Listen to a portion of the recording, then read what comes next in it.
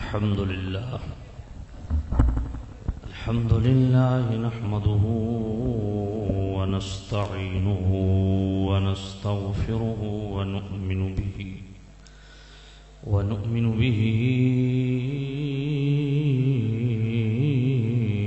ونتوكل عليه ونعوذ بالله من شرور أنفسنا ومن سيئات أعمالنا من يهده الله فلا مضل له ومن يضلله فلا هادي له ونشهد أن سيدنا وسندنا طبيبنا وطبيب قلوبنا شفيعنا وشفاء صدورنا مطلوبنا مصحوبنا وموجودنا وأعلانا وأولانا ومولانا محمدا عبده ورسوله أما بعد فأعوذ بالله من الشيطان الرجيم بسم الله الرحمن الرحيم وإذ أخذ الله ميثاق النبيين لما آتيتكم من كتاب وحكمة ثم جاءكم رسول مصدق لما معكم لتؤمنن به ولتنصرنه قال أأقررتم وأخذتم على ذلكم إسري قالوا أقررنا قال فاشهدوا وأنا معكم من الشاهدين فمن تولى بعد ذلك فأولئك هم الفاسقون آمنت بالله صدق الله العلي العظيم الصلاة والسلام عليك يا سيدي يا رسول الله الصلاة والسلام عليك يا سيدي يا حبيب الله الصلاة والسلام عليك يا سيدي يا خاتم النبيين وعلى آلك وأصحابك يا سيدي يا خاتم المعصومين. انتہائی واجب الاحترام سامعین عزیز شام بزرگوں دوستوں عزیزوں مقتدر محتشم تمام حضرات علماء عزیز شام دور و نزدیک سے آنے والے تمام اہل محبت، میں نے اپنے بھائی جناب غلام مصطفیٰ صاحب علی ساؤنڈ والے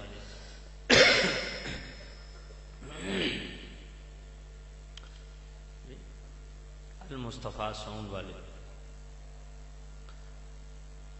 ان کو کل بھی گزارش کی تھی کہ اگر مجھے اجازت مل جائے تو بڑی عنایت ہوگی، کیونکہ تقریباً 5-6 دنوں سے شدید چسٹ انفیکشن ہے اور بہت شدید کھانسی کا بھی سلسلہ، ابھی تو الحمدللہ آج کافی افاقہ محسوس کر رہا ہوں. تو انہوں نے حکم دیا کہ آپ کا آنا ضروری ہے، چاہے جتنا ہی خطاب ہو کوئی ایشو نہیں، لیکن آئیں ضرور. تو میں ان کے حکم پہ حاضر ہو گیا ہوں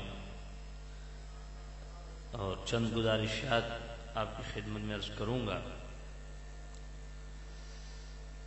وقت بھی بہت بیت چکا ہے اور ظاہر بات ہے کہ اس گزرتے وقت کو ہم روک تو نہیں سکتے، مگر یہ بھی حقیقت ہے کہ کریم رؤوف الرحیم نبی صاحب اللہ صلی اللہ علیہ وسلم کی عظمت و شان سننا سنانا یہ وہ عمل خیر ہے کہ جو خیر ٹائم کا محتاج نہیں ہے۔ جس وقت بھی میرے نبی کا ذکر کیا جائے، حضور کی عظمت و شان بیان کی جائے، یقیناً سعادت مندی سے خالی نہیں ہے۔ اور اس محبوب نبی کی شان کہ عرصہ بیت گیا شانیں سنتے سناتے، لیکن آج بھی یہاں بیٹھے بزرگ اس بات کا بیان ثبوت ہیں کہ زندگیاں ختم ہوئیں، قلم ٹوٹ گئے، تیرے اوصاف کا ایک باب بھی پورا نہ ہوا۔ کریم رؤوف الرحیم نبی صاحب اللہ صلی اللہ علیہ وسلم کے جملہ اوصاف حمیدہ، خصائل جمیلہ بے حد و بے کنار ہیں۔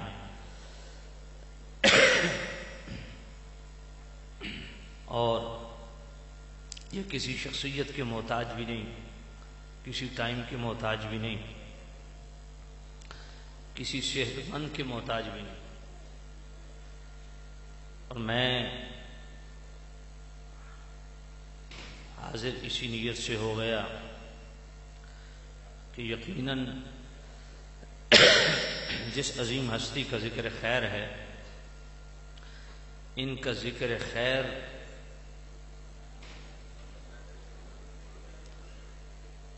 خود ایک ایسی میڈیسن ہے جس سے دائمی شفا ملتی ہے۔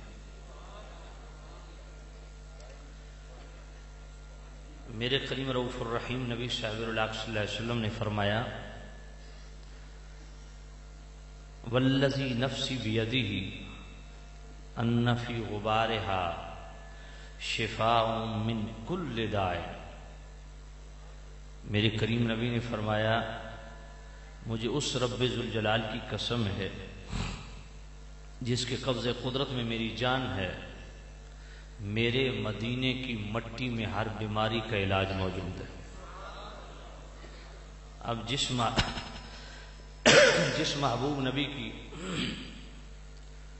مٹی میں اتنی برکت اور شفا ہے، جو شفا کا باعث ہے، اس محبوب نبی کا ذکر خیر یقیناً وہ بھی ہمارے لیے شافی ہے۔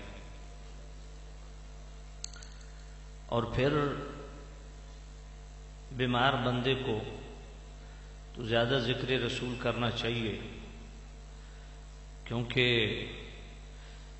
ذکر رسول سے صرف شفا نہیں ملتی، شافی خود ملتے ہیں۔ امام بصیری رحمت اللہ تعالی علیہ ساری زندگی بادشاہوں کے قصیدے لکھتے رہے۔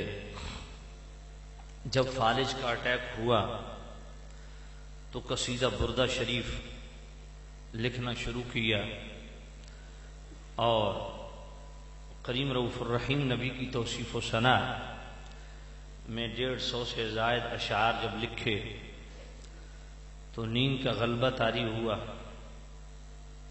اور خواب کے اندر کریم رؤوف الرحیم نبی خود تشریف لے آئے، اور آپ نے صرف ہاتھ پھیرا اور اس ہاتھ کی برکت سے ایسی شفا ملی کہ جو مریض ہل نہیں سکتا تھا، وہ فجر کی نماز پہ وہی چادر لپیٹے جو خواب کے اندر میرے نبی نے دی تھی۔ جب مسجد میں داخل ہوتے ہیں تو نمازی پوچھتے ہیں، بصیری آپ تو ہل نہیں سکتے تھے، راتوں رات کیا کرشمہ ہوا کہ آپ ٹھیک ٹھاک ہو گئے، صحتیاب ہو گئے؟ تو امام بصیری نے گویا یوں کہا،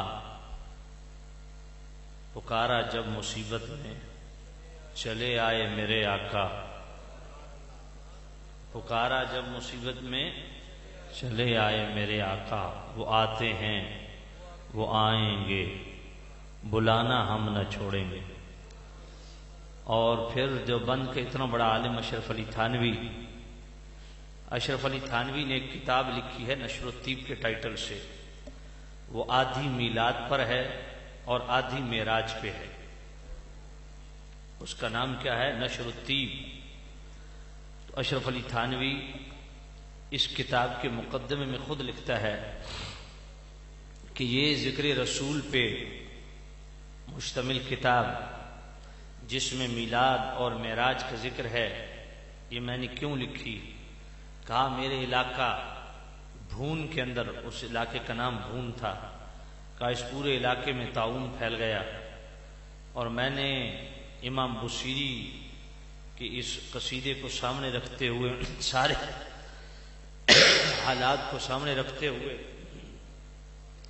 میں نے حضور کا ذکر خیر قلم بند کیا۔ تو نشر الطیب میں خود اشرف علی تھانوی لکھتا ہے کہ ادھر سے یہ کتاب شروع کی، ادھر طاعون کی بیماری ختم ہو گئی۔ تو ذکر رسول یقیناً بیماریوں کے لیے وہ تریاق ہے، وہ مجرب نسخہ ہے، اگر اس کو آزمایا جائے تو یقیناً کرم ہو جاتا ہے۔ دیکھیں جس محبوب کریم رؤوف الرحیم نبی محمد ابن منقدر تابعی رسول ہے، یہ بیمار پڑ گئے، تو ان کی بیمار پرسی کے لیے صرف انسان نہیں آئے، اللہ کے فرشتے ان کی بیمار پرسی کے لیے آئے۔ یہ اتنے بڑے اللہ کے ولی تھے، تابعی بھی تھے اور وقت کے جلیل قدر محدث بھی تھے۔ تو یہ اٹھ نہیں سکتے تھے، کسی نے مصطفیٰ کریم کا نام لے لیا تو بس نامی اس میں گرامی محمد سننے کی دیر تھی، ایسی جذبی کیفیت طاری ہوئی کہ جو اٹھ کے بیٹھ نہیں سکتے تھے وہ کھڑے ہو کے رونے لگے، اور کھڑا ہو کے روتے رہے، کافی دیر روتے رہے، پھر گھٹنوں پہ ہاتھ رکھ کے رکوع کی حالت جس طرح ہوتی ہے پھر اس طرح روتے رہے، پھر بیٹھ کے روتے رہے۔ جتنے بھی تیماردار تھے وہ سارے چلے گئے، آپ اسی طرح وہ اسم محمد کی لذت اس بھی جذبی کیفیت میں رہے۔ اس لیے اقبال نے کہا نا، ہو نہ یہ پھول تو بلبل کا ترنم بھی نہ ہو، چمن دہر میں کلیوں کا تبسم بھی نہ ہو۔ سبحان اللہ، کیا کمال شان ہے۔ ہو نہ یہ پھول تو بلبل کا ترنم بھی نہ ہو، چمن دہر میں کلیوں کا تبسم بھی نہ ہو، یہ نہ ساقی ہو تو پھر میں بھی نہ ہو، خم بھی نہ ہو، بزم توحید کی دنیا بھی نہ ہو، تم بھی نہ ہو، خیمہ افلاک استادہ اسی نام سے ہے، خیمہ افلاک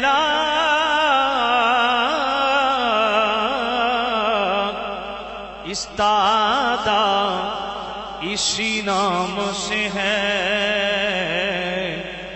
نبض ہستی تپش آمادہ اسی نام سے ہے۔ تو یہ ساری بہاریں، یہ ساری رونقیں مصطفیٰ کے صدقے ہیں۔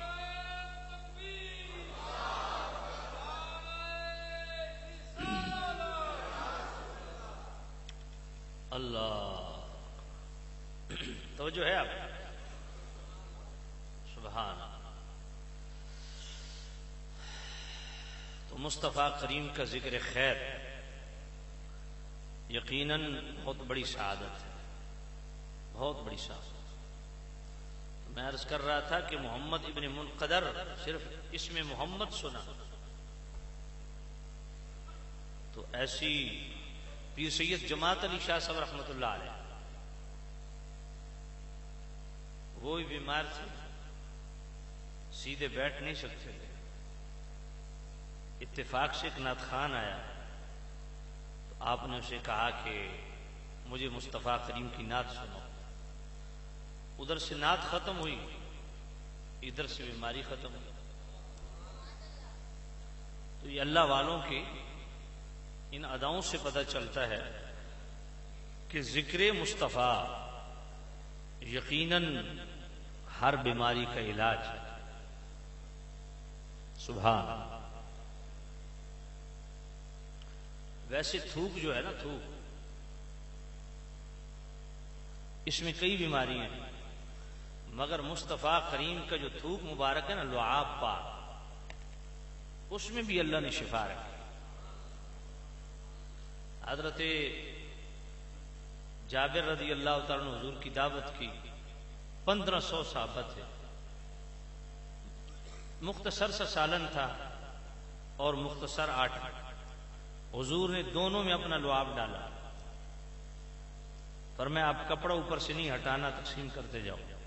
1500 صحابہ کھا گئے، لیکن ہنڈیا بھی اسی طرح پڑی ہوئی، آٹا بھی اسی طرح پڑا ہوا۔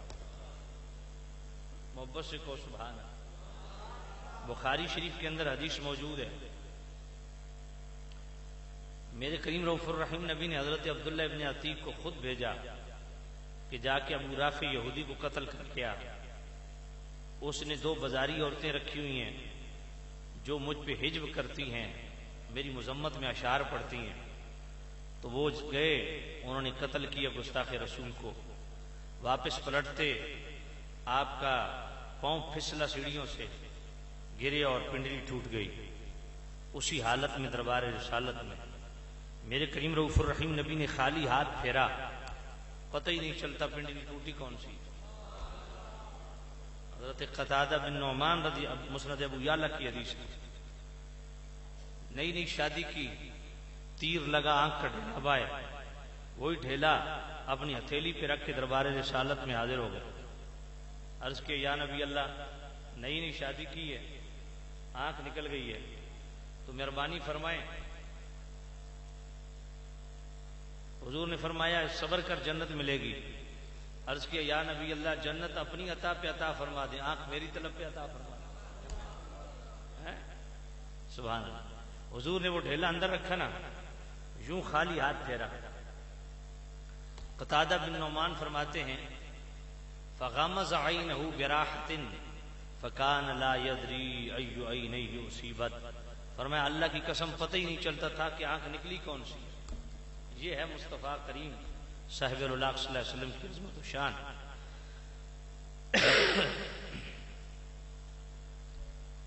اللہ خیبر، غزوہ خیبر ہوا نا، تو نبی پاک نے مولا علی کو طلب فرمایا، آشوب چشم آپ کو لاحق تھا، حضور نے صرف اپنا لعاب لگایا، مولا علی کا آشوب چشم ٹھیک ہو گیا۔ سبحان اللہ۔ حضرت عامر بن قریظ صحابی حجت اللہ علی العالمین کا حوالہ ہے، حضور کے صحابی تھے، میرے کریم رؤوف الرحیم نبی نے ان کو لعاب عطا فرمایا۔ ایک دفعہ حضور نے اپنا لعاب عطا فرمایا، انہوں نے حضور کے لعاب کو نگل لیا۔ اب مدینہ شریف میں جہاں بھی لوگ بور کرتے نا، وہ پانی نکلتے، جہاں سے پانی نہیں نکلتا تھا وہ عامر بن قریظ کو لے جاتے، جہاں وہ تھوک دیتے وہاں پانی کا چشمہ ابل پڑتا۔ حضرت سیدنا غوث العظم شیخ عبد القادر جیلانی رضی اللہ تعالیٰ عنہ، آپ گیلان کے رہنے والے تھے اور بغداد میں تشریف لائے، مادر زاد ولی تھے۔ کیا ہے مانتے ہو آپ؟ جو آپ کو مادر زاد ولی، پیدائشی ولی مانتا ہے وہ ہاتھ کھڑا کرے۔ بات سمجھ آ گئی؟ یہ میں نے ہاتھ کیوں کھڑے کروائے؟ ہاتھ کیوں کھڑے کروائے؟ یہ خاص وجہ سے کھڑے کروائے، اور وہ وجہ کیا ہے کہ آپ مادر زاد ولی تھے، پیدائشی ولی تھے۔ پھر مجھے بتائیے آپ نے حفظ کیوں کیا؟ مادر زاد ولی تھے آپ، حسنی حسینی سید تھے، قطبیت کبریٰ کے مقام پہ فائز تھے، تو پھر جناب 18 سال کی عمر میں ماں سے اجازت لے کے تو بغداد شریف جامعہ نظامیہ میں پڑھنے کے لیے کیوں گئے؟ مولوی کیوں بنے؟ بات سمجھ نہیں آئی آپ؟ بات سمجھ آئی؟ آج ہمارے سنیوں میں عجیب تماشا شروع ہو گیا، یہ جی صاحبزادہ صاحب ہیں، میں نے کہا اچھا پھر کیا کریں ان کا؟ چٹو صاحبزادہ صاحب چٹو۔ میں کہا بھائی صاحبزادہ صاحب کا مطلب کہ وے فلاں ان کے دادا صاحب، اور صاحبزادہ صاحب بھی بالکل جاہل اناڑی ہوتے ہیں نا، اکثر وہ جو ہوتے ہیں ان کی بات کر، جو نہیں ہوتے ان کی نہیں بات کر۔ یہ سارے صاحبزادے ہیں تو آڑے چو کس دا پیو ڈاکو آئی؟ سارے عزت داران دی اولاد ہو نا، سارے صاحبان دے پتر ہو، ڈاکوؤں دے پتر تو کوئی نہیں بیٹھے۔ سمجھ کوئی نہیں آئی؟ تو کوئی سمجھ آئی؟ کوئی نہیں آئی؟ یہ صاحبزادہ صاحب ہیں، انہاں دے دادا جی بڑے کمال پہنچے ہوئے بزرگ ہے۔ میں نے کہا دادا کو سلام ہے، انہاں دی گل دسو یہ کیڑے پانی چ گل سمجھ یہ کوئی نہیں ہے۔ یہی بلیک میلنگ ہو رہی ہے، یہ مافیا ہے، پیر مافیا، مولوی مافیا بھی ہے، نقیب مافیا بھی ہے، نعت خان مافیا بھی ہے، مدرسہ مافیا بھی ہے۔ بات سمجھے؟ صرف یہ مافیا نہیں جو لینڈ مافیا اور یہ صرف یہ مافیاز نہیں، مذہب کے اندر بھی مافیاز ہیں، یعنی کتنی بڑی بلیک میلنگ ہو رہی ہے۔ سجادہ نشین پرلے درجے کا جاہل اور پرلے درجے کا بلنڈری ہے۔ کیا ہے جی؟ او جی دے بڑے دادا صاحب۔ میں نے کہا دادا صاحب کو ہم بھی سلام کرتے ہیں، پر یہ کیا ہے؟ بات سمجھیے کہ نہیں؟ اور صاحبزادہ سجادہ نشین بھی کھڑا ہوتا ہے، ہمارے حضرت صاحب، ہمارے دادا جی، ہمارے پردادا جی، اسے کو بھائی آپ اپنی بات کرو، تیرے دادا کو ہم بھی سلام کرتے ہیں، دادے کا بلیک میلنگ نہ کرو، یہ مذہبی بلیک میلنگ ہے۔ دادے کا نام لے کے پروٹوکول اور نذرانے اکٹھے کرنا یہ نہیں ہوگا۔ ہاں دادے والا پروٹوکول اس وقت ملے گا جب کام دادے والے کرو گے۔ بات سمجھ آئیے نا؟ اب کسی نو ایک کوڑی لگے یا میٹھی لگے، میری طبیعت تک کوئی اثر کوئی نہیں۔ بات سمجھ آئیے؟ ان جاہل پیروں سے باہر آؤ اور ان جاہل خطیبوں کو بھی سننا بند کرو، خدا کا خوف کرو۔ آپ سنی بالکل بربادی کی طرف جا رہے ہیں۔ جاہل سجادہ نشین، نہ نماز نہ روزہ نہ چہرے پہ حضور کی سنت، اور ان کے پیچھے آپ جناب ہر وقت ہاتھ باندھ کے کھڑے ہوتے ہو۔ فلاں حضرت صاحب کی، میں آپ کو ٹکو آرام دے حضرت صاحب دی، تیرے پیر تے شریعت فرض کوئی نہیں ہے۔ حضور نے داڑھی رکھی ہے، تیرے پیر نے موت پوندی ہے داڑھی رکھ دے۔ میرے نبی نے مصلی پہ کھڑے ہو کے خود نماز پڑھی ہے، تیرا پیر حضور تو اتنا ہو گیا۔ میرے مصطفیٰ کریم نے خود بیٹھ کے قرآن پڑھایا ہے، ایک ہم سارے مولویاں سنبھالے ہوئے ہیں تو جناب والا نظرانے میں تم دیو پیرن۔ گل سمجھ آئیے کوئی نہیں آئی؟ بھائی مصلی پہ کھڑے ہو کے نماز کس نے پڑھائی ہے؟ اچھا مصطفیٰ کریم نے۔ مصلی پہ جناب والا بیٹھ کے قرآن کس نے پڑھایا ہے؟ ممبر پہ بیٹھ کے واضح نصیحت کس نے کی ہے؟ یہ سارے کم تو علماء پہ کر دیں تو نظرانے تو سونوں میں تم دیو۔ وہ گل پلے پئی ہے یا کوئی نہیں؟ پیر کھا کھا کے اتنے پھٹے پے نے، انہوں نے یہ نہیں پتا بھی ساڑھا بینک بیلنس کتنا ہے۔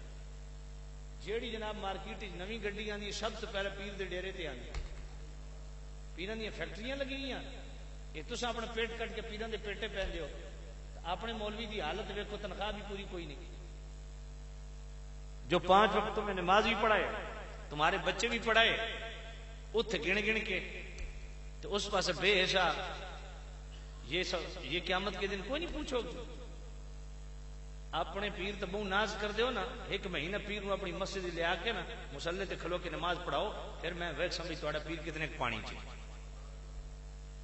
کوئی گل پلے پئی ہے کوئی نہیں؟ ہاں مصطفیٰ کے طریقوں سے ہٹ کے کون سا پیر ہے بھائی؟ بات سمجھیے کہ نہیں ہے؟ ہاں اگر مصطفیٰ کریم نے ساری زندگی امامہ سر پہ سجایا تو پیر نو موت پوندی ہے؟ میرے نبی نے ساری زندگی اگر داڑھی رکھی ہے تو پیر نو موت پوندی ہے؟ گل سمجھ آئی کوئی نہیں آئی؟ اے ہن اے جتنے حضرات علماء بیٹھے ہیں، اے کہ حضور دی پوریاں سنتا رکھی، داڑھی شریف چہرے سجی ہوئی ہے، بھئی داڑھی نہ رکھی تو کیا ہو سی؟ لانتا پوسا تے جے رکھ گئی تو کیا ہو سی؟ حضور خوش ہو سی، نبی پاک خوش ہو سی۔ یہ صرف مولوی دا کم نہیں، اے ہن اے جڑے جوان بیٹھے ہیں، اے پگاں بن کے، یہ کوئی عالم بیٹھے ہیں؟ میں تو نہ جان دینا، شاید عالم ہی ہوں، لیکن یہ تو حضور دی سنت ہے، یہ مولوی یا پیر کا مسئلہ تو نہیں، جڑا حضور دا غلام ہے حضور دی غلامی چاہے عملی طور پہ، بات سمجھ گئی؟ تو خیر غوث، میں یہ عرض اس لیے کر رہا ہوں کہ غوث پاک 17 پارے ماں کے پیٹ میں حفظ کرتے ہیں، اور جب دنیا میں تشریف لائے 7 سال میں کمپلیٹ حافظ،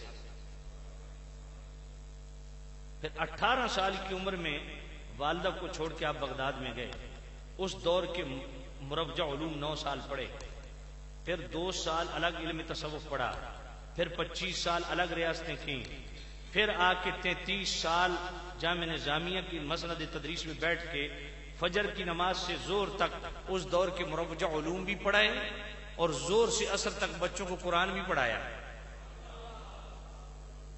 اور اخبار الاخیار پڑھیں شیخ محقق کی تو ابو الفتح حروی فرماتے ہیں میں 40 سال غوث پاک کی بارگاہ میں رہا، آپ نے 40 سال عشاء کے وضو سے فجر کی نماز پڑھی، اور بہجت الاسرار کا حوالہ بھی ساتھ ملا لیں تو آپ نے 15 سال 1000 رکعت میں روزانہ قرآن مجید ختم کیا، یہ غوث پاک ہے۔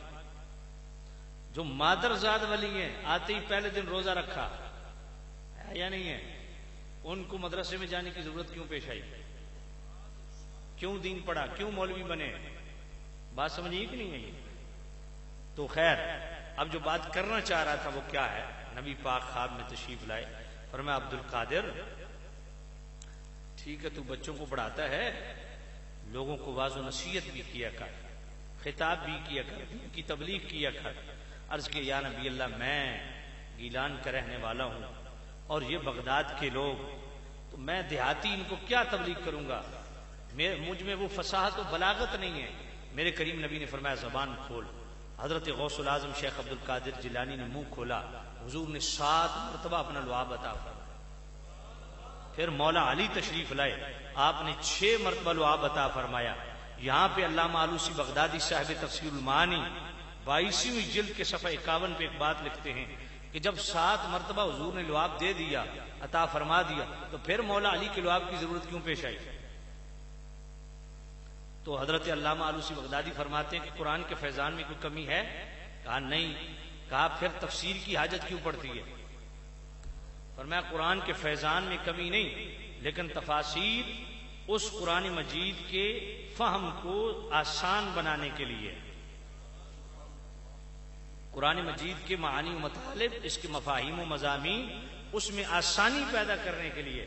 فرمایا حدیث کے فیضان میں کمی نہیں، مگر اس کو سہل اور آسان بنانے کے لیے شروحات کی ضرورت ہوتی ہے۔ میرے نبی کے لعاب میں اس فیضان میں کوئی کمی نہیں، مگر اس فیضان کو سہل اور آسان بنانے کے لیے مولا علی کے لعاب کی ضرورت ہے۔ تو حضرت عامر بن قریظ جن کو حضور کا ایک دفعہ لعاب ملا، وہ جہاں تھوک دے وہاں پانی کا چشمہ، جس غوث پاک کو 7 مرتبہ لعاب رسول ملا، وہاں کتنے چشمے پھوٹے ہوں گے؟ اسی چشمے کا نام غریب نواز ہے، اسی چشمے کا نام بابا فرید ہے، اسی چشمے کا نام شہنشاہ نقشبند ہے، اسی چشمے کا نام شہنشاہ سرورد ہے۔ یہ سارے چشمے غوث پاک کے۔ بات سمجھے کہ نہیں؟ اللہ تو سامع نزید شام، بات کہاں سے چلی کہاں پہنچی؟ مصطفیٰ کریم کے لعاب کی یہ شان ہے۔ عام لعاب میں بیماری ہے، مصطفیٰ کے لعاب میں بھی شفا ہے۔ اللہ میرے کریم نبی کے بول و براز میں بھی شفا ہے، برکت۔ مستدرک علی الصحیحین پڑھیے امام حاکم کی، اور شارح بخاری امام قسطلانی کی مواہب اللدنیہ پڑھیے۔ میرے نبی دے گھر دے وچ 2 خادمہ سن، دوواں دا نام برکت سی، اس واسطے اپنی بچیاں دا نام برکت بھی رکھیا کرو، حضور دے گھر دی نوکرانیاں، دونوں کا نام برکت تھا۔ ایک کی کنیت ام ایمن تھی، ایک کی کنیت ابو یوسف تھی۔ تو جو ام ایمن تھی نا، یہ میرے نبی کی اکثر خدمت میں رہتی تھی۔ یہ رات کے وقت اٹھیں تو میرے نبی جس چارپائی پہ آرام فرمایا کرتے تھے، حضور زمین پہ بھی لیٹتے تھے اور چارپائی پہ بھی آرام فرماتے تھے۔ تو چارپائی کے نیچے ایک پیالہ رکھا تھا۔ نبی پاک رات کو کسی حصے میں اٹھے تو بول مبارک، بول کہتے ہیں چھوٹے، اس میں بول مبارک فرمایا، اور حضرت ام ایمن کہیں رات کے کسی حصے میں اٹھی پیاس کی وجہ سے، پانی کی طرف جانے لگی تو دیکھا کہ پیالے میں کچھ موجود ہے. ہائے ہائے ہائے، وہ اٹھایا اور پی لیا. میرے کریم رؤوف الرحیم نبی نے صبح پوچھا، او میمن اس پیالے میں کچھ رکھا تھا؟ کیا جملہ! میرے کریم نبی کے غلام و دل کو لگے نا تو دل والی سبحان اللہ، واللہ لقد شربت ما فیہا، سونیا جو کچھ اس سے چاہیے ہو تو میں پی لیا.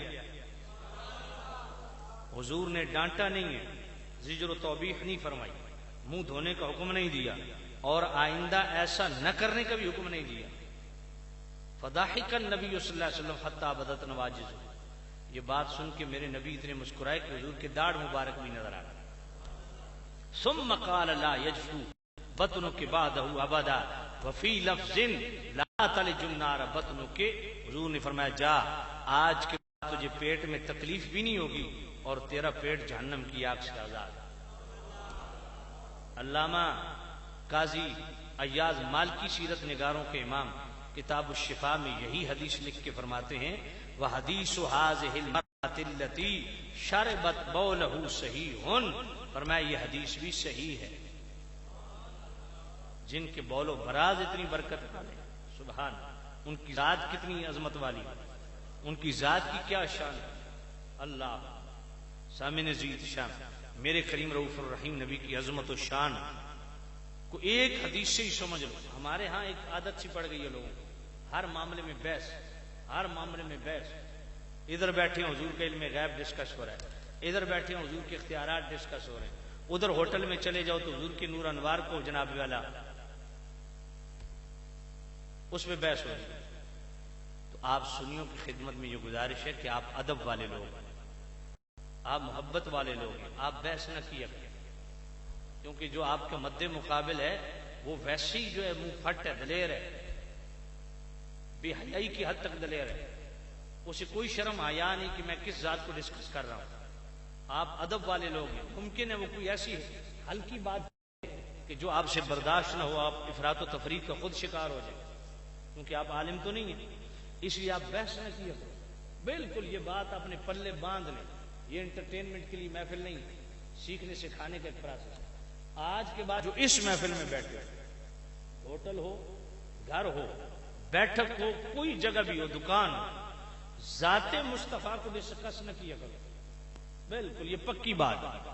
بد مذہب کے خلاف تو بالکل نہیں. بالکل ذات مصطفیٰ پہ زبان نہ کھولا کرو. اگر کھولنی ہے تو درود و سلام ہی پڑھا کرو. حضور کے علم کے حوالہ سے، اختیارات کے حوالہ سے، آقا کریم صاحب اللہ صلی اللہ علیہ وسلم کے کمال علمی کے حوالہ سے، کمال عملی کے حوالہ سے، اس حوالہ سے بہت محتاط رہا کرو. کیونکہ کوئی پتہ نہیں کہ آپ کوئی ایسا جملہ منہ سے نکالیں کہ اگلے لمحے ایمان برباد ہو جائے. کیونکہ یہ معاملہ ذات مصطفیٰ کا ہے، یہ بڑی نازک بارگاہ ہے. اس لیے اس معاملے میں بہت احتیاط کیا کرو، بحث نہ کیا کرو. لیکن لیچڑ قسم کے لوگ ہوتے ہیں نا، پلے پڑ جاتے ہیں حضور کے علم غیب کو ڈسکس. جس بندے مدرسے دا منہ نہیں ویکھیا وہ حضور دے علم غیب تے بک بک. جس بندے دا اپنی بیوی تے اختیار نہیں وہ اختیارات رسول تے بک بک کر رہا ہے. ایسا ہے یا نہیں؟ اس لیے آپ بحث بس ایک بخاری شریف کی حدیث آپ پلے باندھ لیں، ساری زندگی کام دیں. ایک حدیث، صرف ایک حدیث، اس کو یاد کر ساری زندگی آپ کو کام دے. میرے کریم نبی نے فرمایا رکعتین من الفجر خیر من الدنیا والآخرہ.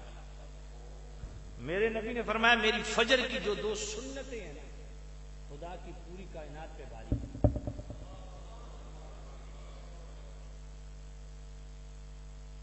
خیر من الدنیا والآخرہ، دنیا اور آخرت پہ بھاری ہے. دنیا صرف یہی نہیں، دنیا صرف سہیوال نہیں ہے، یا پنجاب نہیں ہے، یا پاکستان نہیں ہے. جب آپ نہیں تھے تب بھی دنیا تھی، آپ نہیں ہوں گے تب بھی دنیا ہوگی. اور یہ دنیا صرف زمین ہی نہیں ہے، اس فضا میں کتنی کہکشاں ہیں، ہزاروں کی تعداد میں، جو اس دنیا سے بھی بڑی ہیں. بات سمجھ نہیں ہے آپ؟ دنیا میں رب کی اتنی وسیع ہے جس کی حد بندی آج تک کوئی نہیں کر سکتا. بات سمجھ آئی کہ نہیں؟ پوری زمین خطہ ارض کو لے لیں، صرف یہ دنیا نہیں. حضرت آدم علیہ السلام بھی ابھی تشریف نہیں لائے تھے، اس وقت بھی دنیا تھی. بات سمجھ آ رہی کہ نہیں؟ فرشتے خود اس زمین پہ موجود تھے، اور جہاں بیت اللہ موجود ہے یہیں ایک جناب والا موتیوں کا بیت اللہ جو جنت سے آیا تھا اس کا طواف کرتے تھے، اس وقت بھی دنیا تھی. آپ چلے جائیں گے پھر بھی دنیا رہے گی. اللہ کو کیا منظور، کب تک رہے گا؟ لیکن دنیا میں جو کچھ ہے، سمجھ نہیں آئی آپ؟ میں ذرا اس کھول کے اس لیے بیان کر رہا ہوں تاکہ آپ کو شان رسالت سمجھ آئے. دنیا میں جو کچھ ہے، جو تھا، جو ہے، جو ہوگا، وہ سارا. اور آخرت تو پھر آخرت کی وسعت کا عالم کیا ہے؟ کوئی پیمانہ بنا ہے جو اس کو ناپ تول سکے؟ آخرت میں فرشتے بھی ہیں، ارواح بھی ہیں، لوح و قلم بھی ہے، عرش و کرسی بھی ہے، سب اسی پلڑے میں رکھ دیں. جنت کو بھی اسی پلڑے میں رکھ دیں. ساتوں زمین، ساتوں آسمان، 14 طبق اسی پلڑے میں رکھ دیں. اور دوسرے پلڑے میں میرے نبی کی فجر کی صرف 2 سنتیں رکھ دیں. رکعتین من الفجر خیر من الدنیا والآخرہ. آخرت سے کوئی چیز نکال نہیں سکتے کہ نہیں اس کو نکال کے یہ دنیا سے کوئی چیز نکالے بھائی اس کو نہ. دنیا اور آخرت میں جس کو آپ خیر سے تعبیر کرتے ہیں، جس کو آپ سعادت سمجھتے ہیں، جس کو بھی آپ خوشبختی سے تعبیر کرتے ہیں، ہر اس خیر کو، ہر اس اچھائی کو، ہر اس بھلائی کو، جتنے علوم ہیں سب علوم کو، جتنے اختیارات ہیں سب اختیارات کو، بات سمجھ آ گئی؟ سب کو ایک پلڑے میں رکھا. آخرت کو بھی اسی پلڑے میں رکھا. میں 2011 UAE گیا، وہاں 36 خطابات میں نے کیے. ابو ظبی سے خطاب کر کے میں جب شارجہ کی طرف آ رہا تھا تو مجھے دوستوں نے کہا یہاں بڑے خوبصورت 2 ہوٹل ہیں، اگر آپ ان کو وزٹ کرنا چاہیں. اجمیرہ ہوٹل اور برج العرب، یہ دونوں سمندر کے، برج العرب سمندر کے اندر ہے، اجمیرہ سمندر کی باؤنڈری پہ. جب میں نے برج العرب، اس وقت 2011 کی بات کر رہا ہوں، 200 ریال انٹری کے تھے برج العرب. اس وقت جب میں نے برج العرب دیکھا تو آنکھیں چندی آ گئی. میں آ کے بیٹھا، ساتھیوں نے کہا سنائیں جی کیسے لگا ہے؟ میرے زبان سے نکل گیا واہ میرے اللہ تیری جنت. کہتے ہیں یہاں جنت کیسے یاد آ گئی؟ میں نے کہا یار مجھے جنت کی قدر معلوم ہوئی ہے. اگر انسان کا بنایا ہوا ہوٹل اتنا خوبصورت ہے تو رب کی سجائی ہوئی جنت کتنی خوبصورت ہے.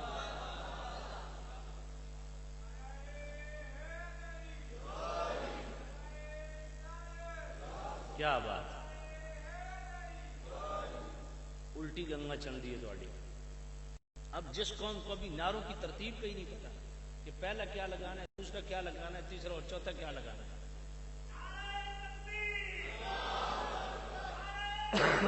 تو سامع عزیز شب میں عرض کر رہا تھا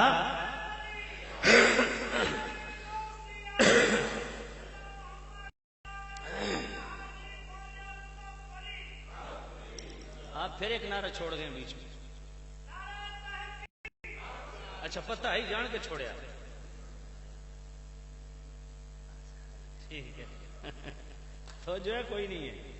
تو سامع عزیز شام تو میں کر رہا تھا، توجہ ہے آپ کی؟ ہاں. اجا ساڑھے نات خان بڑے دلیری نہ لا دین، جس جنت تو مان کرے نو اس مول نہ وڑ سو. تو میں کہ پترو کتنے وڑ سو؟ ایسا کلام ہی نہ پڑھو جس سے اللہ کی نعمت کے اس حوالہ سے کوئی جناب تحقیر یا تنقیص کا پہلو نکل پڑے. جنت وہ نعمت ہے جو نبی رب سے مانگتے رہے.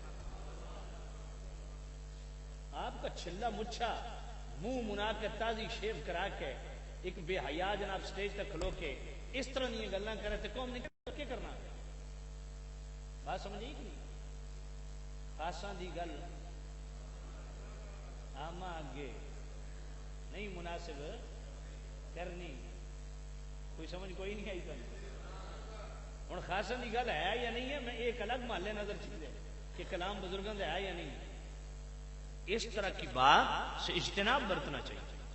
تو میں عرض کر رہا ہوں دوستو، جب میں نے وہ دیکھے نا ہوٹل تو میں حیران ہو گیا، واہ میرے اللہ تیری جنت. کہتے ہیں جنت؟ میں نے کہا یار آج ہی تو جنت کی قدر معلوم ہوئی. انسان کا بنایا ہوا ہوٹل اگر اتنا حسین ہے تو خدا کی سجائی ہوئی جنت کتنی خوبصورت ہے. وہاں میں نے شارجہ میں سٹی سینٹر دیکھا، شاید آپ میں سے بھی کسی نے دیکھا ہو، چائنا والوں نے بنایا ہے. وہ 1.5-2 کلومیٹر اس طرح لمبائی میں، اور دنیا کی ہر چیز وہاں موجود ہے. دنیا کی جو انہوں نے فروٹ کا پورشن بنایا ہے نا وہاں پہ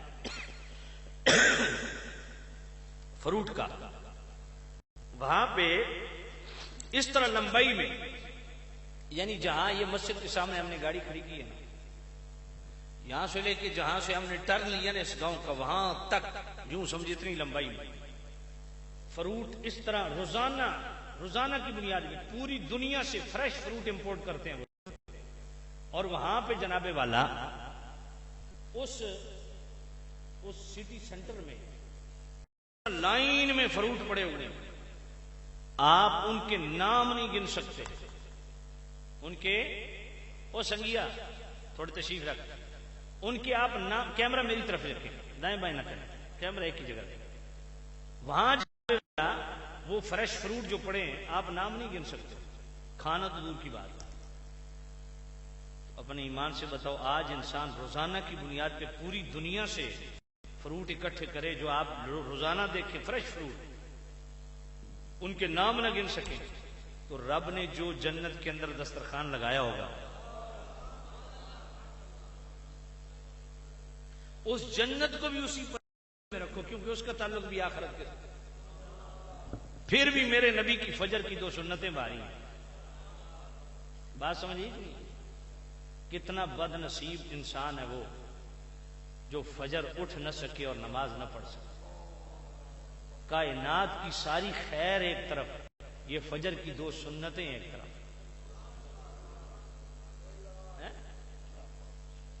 آج میرے نوجوان کو آفر آ جائے نا کسی اچھی جاب کی تو جناب ساری رات سو نہیں سکے گا.